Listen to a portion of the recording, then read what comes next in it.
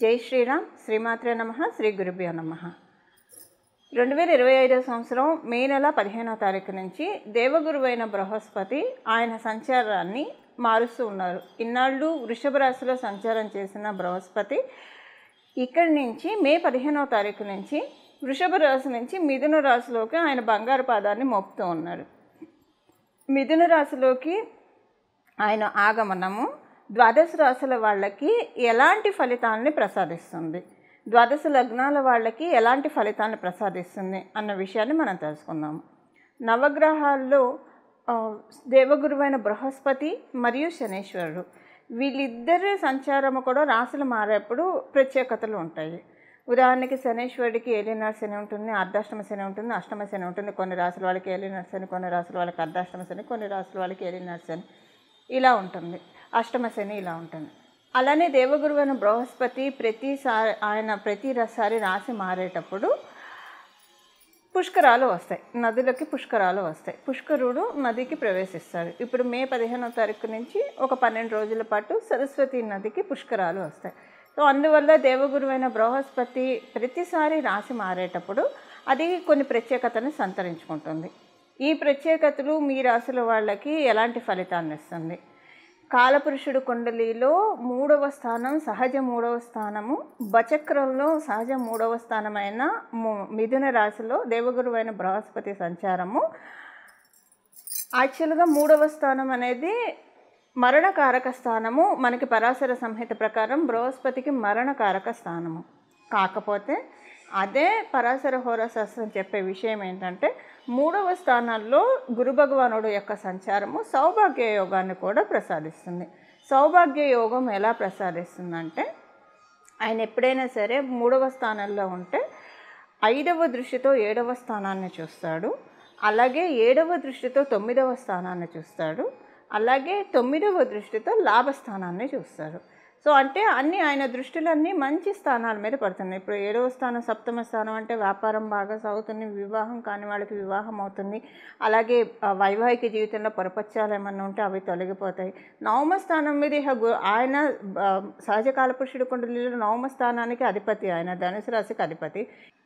9వ స్థానం మీద ఆయన దృష్టి పెట్టినా కూడా అది చాలా విశేషాంశం. అంటే ఇంకా అదొక లక్ష్మీ యోగం అని మనం చెప్పచ్చు. శ్రీలక్ష్మి యోగాన్ని మనకి కలిగిస్తుంది. అంటే మనకున్న పూర్వపుణ్యం అంతా కూడా వస్తుంది. ఈ జన్మలో మనము ఇంకా ఏం కర్మను మంచి మంచి థాట్స్ ఇస్తారు, ఈ పని చెయ్యి, మీకు ఇన్ని వరాలు వస్తాయి, ఇన్ని బ్లెస్సింగ్స్ వస్తాయని మనకి మైండ్లో మస్తిష్కంలో ఆయన కూర్చొని చెప్తూ ఉంటారు.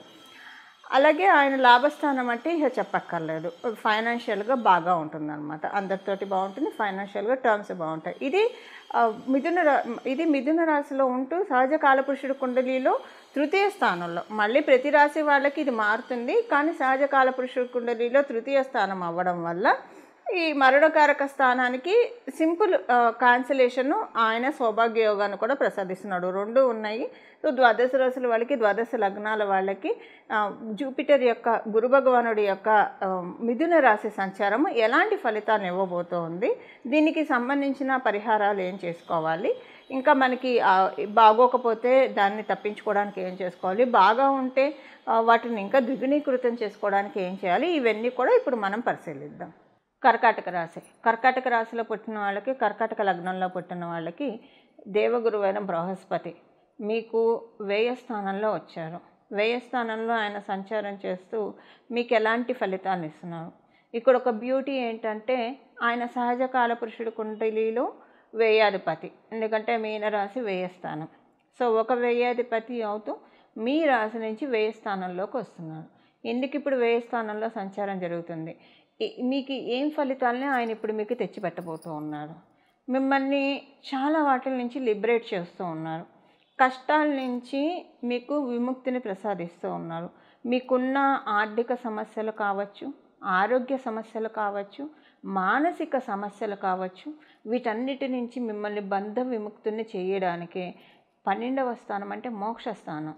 సో మోక్షస్థానం మనం లౌకికంగా అప్లై చేసుకోవాలి. ఇక్కడ మోక్షస్థానం అంటే ఈ లౌకికంగా ఏంటంటే అసలు మన మనసే మనకు ఒక పెద్ద బందీ అంటే ఎవరో అవసరం లేదు, మన కష్టాలకి మనమే కారణం అన్నట్టు ఉంటుంది ఒక్కొక్కసారి.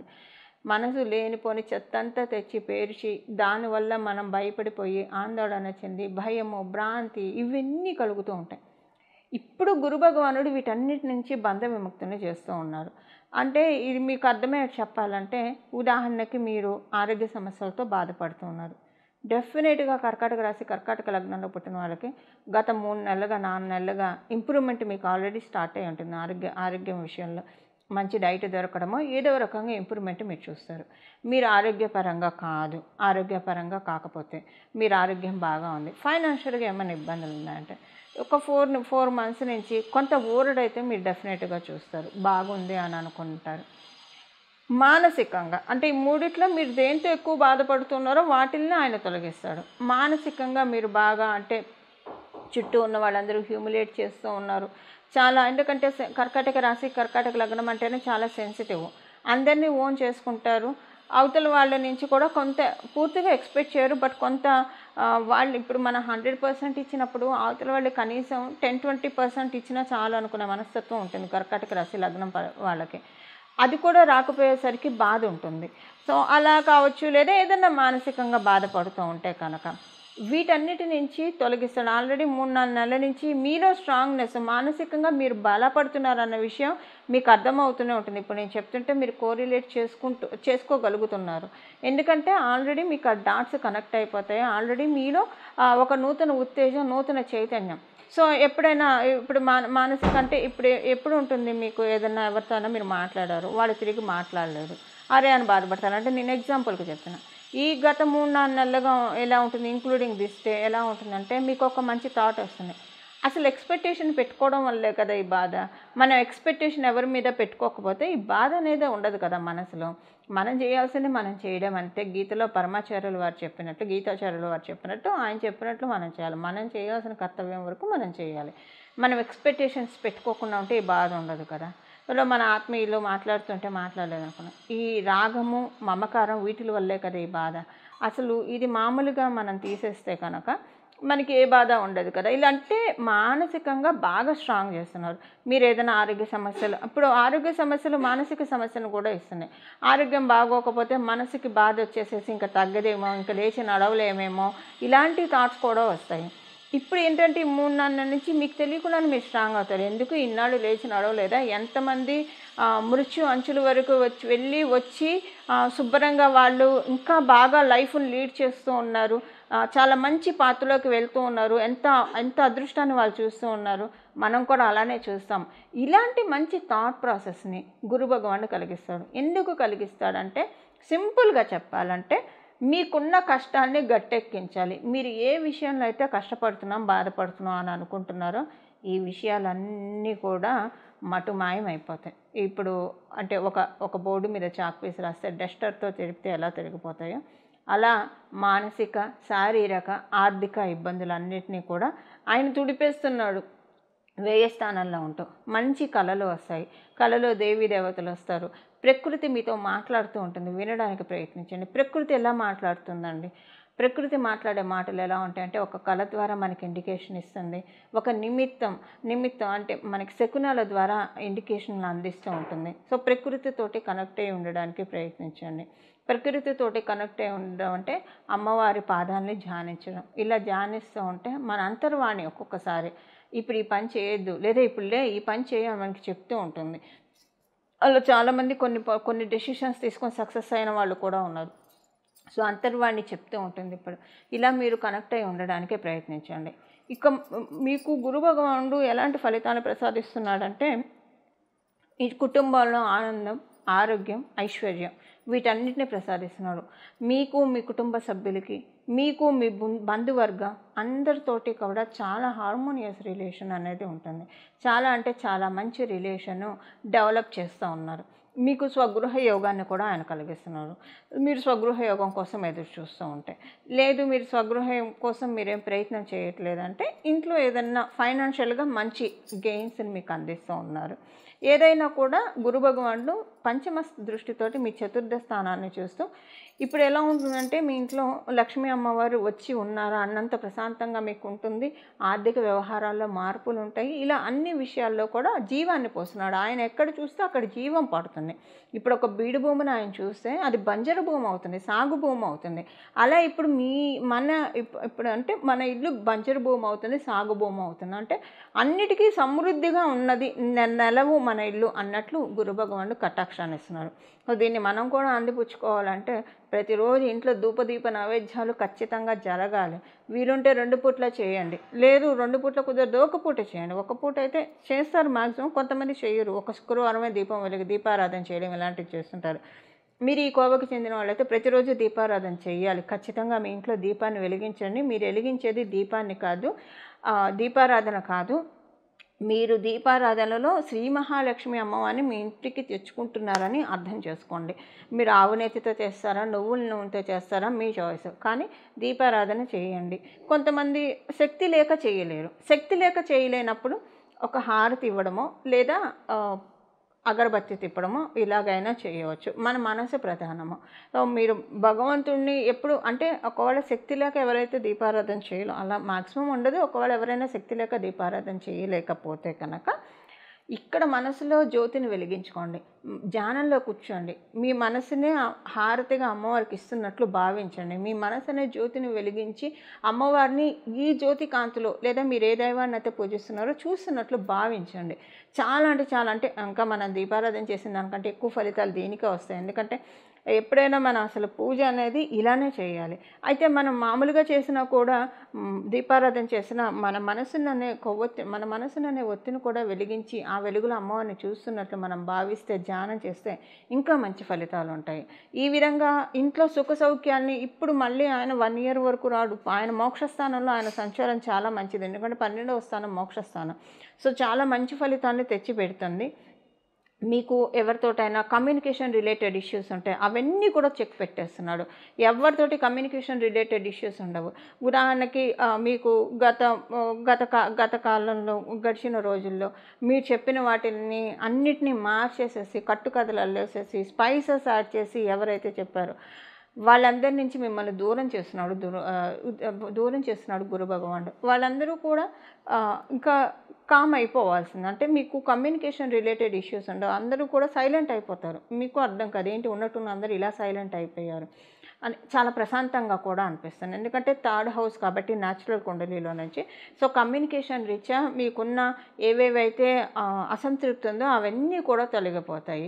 వాటన్నిటిని తొలగించే పనిలోనే ఇప్పుడు గురు భగవానుడు ఉన్నాడు. శత్రువుల బాధ, శత్రువుల పీడ లేకుండా చేస్తూ ఉన్నాడు. వీటన్నిటి నుంచి, ఎందుకంటే ఇక్కడ ధనురాశి మీకు 6వ స్థానమైంది, అది ఆయన స్థానం కూడా అవ్వడం వల్ల అంతఃశత్రువులు, బహిశత్రువులు వీటిని నుంచి పరిరక్షిస్తూ ఉన్నాడు గురు భగవానుడు ఇప్పుడు అక్కడ ఉంటూ. అలాగే ఏమన్నా లోన్ కోసం ప్రయత్నిస్తుంటే, లోన్ ప్రీకులు చేయాలని సంకల్పం మీకుంటే డెఫినెట్గా ఈ ఇయర్లో మీకు అలాంటి అవకాశాలని ఆయన ఇస్తున్నాడు. లోన్ ప్రీకులు చేయడానికి అవకాశాన్ని కూడా ఆయన అందిస్తున్నాడు. దానికి దానికి మీరు చేసే ప్రయత్నంతో పాటు భగవంతుడి యొక్క తోడ్పాటు మీకు ఇప్పుడు కలిగిస్తూ ఉన్నాడు. సో డైలీ రొటీన్ అనేది మిస్ అవ్వకండి. ప్రతిరోజు మీరు వాకింగ్ చేసే అలవాటు ఉంటే వాకింగ్ చేయండి. ప్రతిరోజు ప్రాణాయామం, ప్రతిరోజు సూర్య నమస్కారాలు చేసే అలవాటు ఉంటే సూర్య నమస్కారాలు, దీపారాధన ఇలాంటివన్నీ చేస్తూ ఉండండి. ప్రతిరోజు ఖచ్చితంగా ప్రాణాయామం చేయాలి, మెడిటేషన్ చేయాలి, మంత్ర జపం చేయాలి. మీరు ఈ సంవత్సర కాలం పాటు కనీసం ఒక 10 నిమిషాలైనా మీరు తీసుకొని దీపారాధన చేసిన తర్వాత కావచ్చు, లేదా దీపారాధనతో సంబంధం లేకపోయినా ప్రతిరోజు 1 గంట మీరు ధ్యానం చేయాలి భగవంతుడిని ఖచ్చితంగా. ఒకవేళ గంట కుదరలేదు అనుకోండి, ఉదాహరణకి కనీసం ఒక 10 నిమిషాలు అయితే తీసుకోగలుగుతాం కదా. మనం ఇంకా ఆ మాత్రం కూడా కేటాయించుకోకపోతే కష్టం.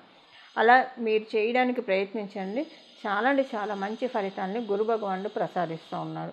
ఆరోగ్య సమస్యలు ఏవైనా ఉంటే ఆరోగ్యానికి చాలా చక్కగా జీవం పోస్తున్నారు. మీకున్న ఆరోగ్య సమస్యలు అన్నింటినీ కూడా ఆయన తొలగిస్తూ ఉన్నారు. అలాగే కొన్ని మార్పులు చూస్తారు. మీరు అంటే ఆశ్చర్యకరమైన మార్పుల్ని చూస్తారు. ఆనందం కలిగించే మార్పుల్ని డెఫినెట్గా చూస్తారు. మీరు ఊహించరు ఇదేంటి ఇలా ఉంది అని, అంటే ఇది నాకేనా ఇది జరిగింది అనుకునే కొన్ని ఆశ్చర్యకరమైన ఫలితాలను కూడా అది కూడా ఆయన సస్పెన్స్లో పెట్టాడు. డెఫినెట్గా మళ్ళీ నెక్స్ట్ మే 15 లోపల డెఫినెట్గా కొన్ని మంచి ఫలితాలు, ఆశ్చర్యంగా మీరు ఊహించిన ఫలితాలు కూడా ఆయన ప్రసాదిస్తున్నాడు. ఆయన ఏం ప్రసాదిస్తాడు అనేది మీ కుండలిలో, మీ జన్మ కుండలిని బట్టి ఆధారపడి ఉంటుంది. ఇవి దేవగురువు అయిన బృహస్పతి మీకు అందించే ఫలితాలు. మిథున రాశిలో ఆయన సంచారము అన్ని రాశుల వాళ్ళకి యోగించే విధంగా ఉండడానికి దత్తాత్రేయ స్వామి వారి ఆరాధన చేయాలి.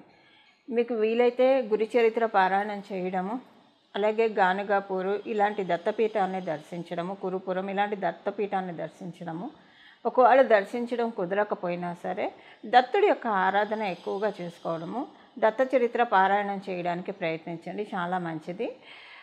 ప్రతిరోజు కూడా ఈ నామం, ఇప్పుడు మనం తెలుసుకోబోయే నామము సర్వకాల సర్వావస్థలందు కూడా చేసుకోవచ్చు. అంటే మీరు ఏ కండిషన్లో ఉన్నా సరే నామజపానికి తప్పు ఉండదు. కాబట్టి ఇప్పుడు మనం తెలుసుకోబోయే నామాన్ని ప్రతిరోజు కూడా మనసులో జపించుకుంటూ ఉంటే, మీరు ఏ పని చేస్తూ ఉన్నా మనసులో జపించుకుంటూ ఉంటే కనుక గురు భగవానుడి యొక్క మిథున రాశి సంచారంలో ఆయన బచక్రంలో 3వ స్థానంలో ఉంటూ ఇచ్చే సౌభాగ్య యోగాన్ని మనందరం కూడా అందుకోవచ్చు.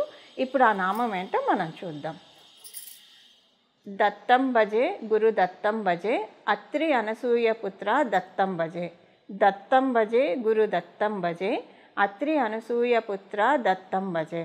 దత్తం భజే గురు దత్తం భజే అత్రి అనసూయ పుత్ర దత్తం భజే. ఈ నామాన్ని జపించుకుంటూ ఉంటే కనుక చాలా అంటే చాలా చక్కటి ఫలితాలని గురు భగవానుడు మనకి ప్రసాదిస్తాడు.